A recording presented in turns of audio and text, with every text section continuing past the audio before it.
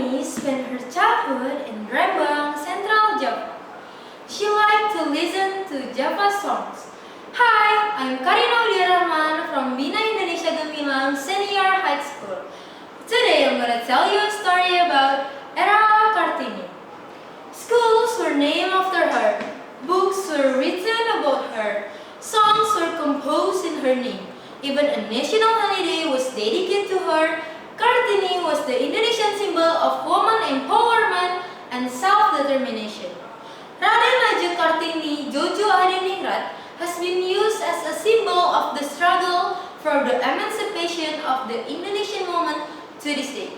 Exactly every 21st of April, the Indonesian people commemorate Kartini Day. A pen pal to the founding of the school, Kartini had the desire to continue her education in the Netherlands. Her determination was a form of thinking progress and also a fire of her enthusiasm to break free from the shackles of tradition that held women back at the time. Kartini's readings were obtained for one of her friends, Rosa Abandonan. She liked to send letters to her. One day, she took her pen and paper and started to write her letter. First, Kartini's letter to Stella, 18 of August 1899. For my zensers legs to a certain aristocracy, the aristocracy van de geest fikro en nobele geest moral. Er is geen mens die gechter en dommer is mijn percepties hier dan de dictenstorsie of een achtmos.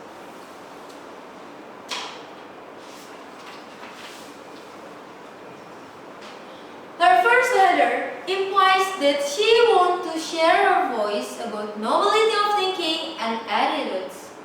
She didn't understand why people proud of their nobility, especially that they are from royal family.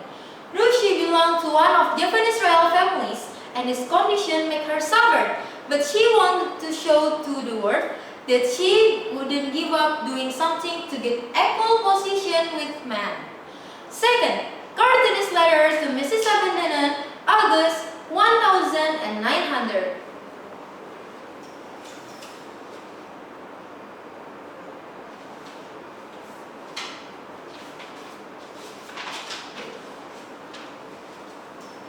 Her second letter described about herself as a Japanese woman who is bound with Japanese culture. She was envied with the life of European women, but she would struggle not to stop writing about her voice as a Japanese female who is oppressed by male dominance. Third, Kartini's letter to Mrs. Abandonan, 4th of September 1901.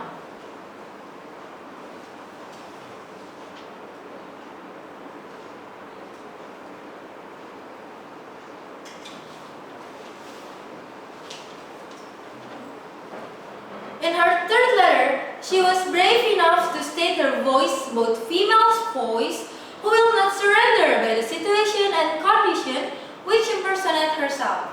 She wrote how women have inequality because of they are female. Men have oppressed Japanese women and allowing them little or no voice in the political, social, and economic issue of their society. Japanese society in her era didn't give enough space for women to get education and make them as non-significant other. She always waited for the postman for sending her letter.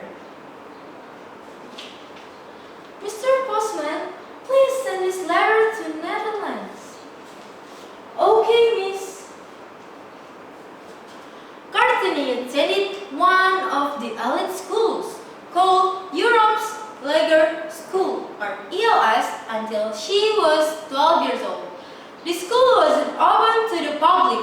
It was only open to children of European descent, Eastern countries, and Indonesian children of high birth. Kartini's father, Raden Masosroningrat, who was the mayor of Jepara, allowed her to go to a Dutch elementary school. Because of that, Era Kartini was able to get a proper education, even during the Dutch colonial period. Kartini's best friend at school was a little Hollander, let's see, the daughter of the headmaster. A question of let's see. What are you going to be when you grow up? The question was interest her. When she went home after school was over, she repeated the question anxiously. What am I going to be when I grow up?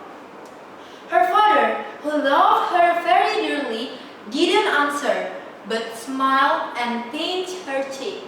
An older brother overheard her and said, what should a girl become? Oh, Raden Aju, of course.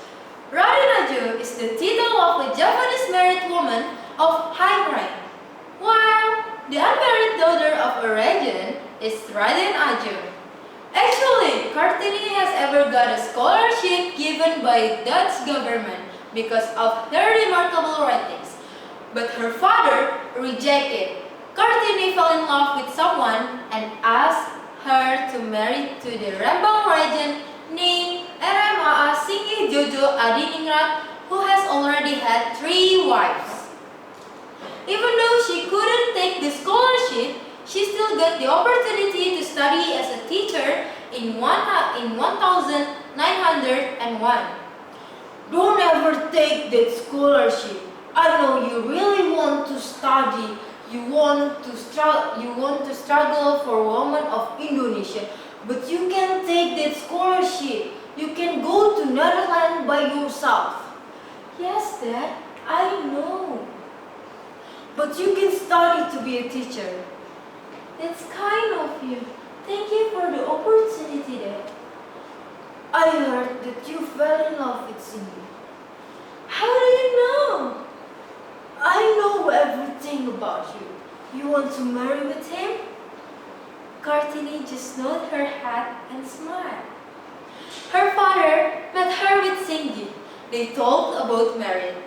Finally, she got married in 12 November 1903 with a man who older 25 years old than her. After that, she moved to live in Rembang with her husband. Her husband knew her passion and granted her wish to open a school for female. My husband, I have a wish to open a school for female, especially for wanita prima. That's kind of you. Let's build a school as you wish. It was the first school opened for Indonesians regardless of their status and gender. On 17 September 1904, Kartini passed away 4 days after giving birth to her first child. Kartini was 25 years old when she passed away. 7 years after she died, Jacques Abendanan published Kartini's letter into a book called Habis Gelap Terbitlah Terang. Because of Kartini's dedication, President Sukarno declared 21st April as Kartini Day. That's the story of Kartini. I'm Karina, Audya, Rahman. See you!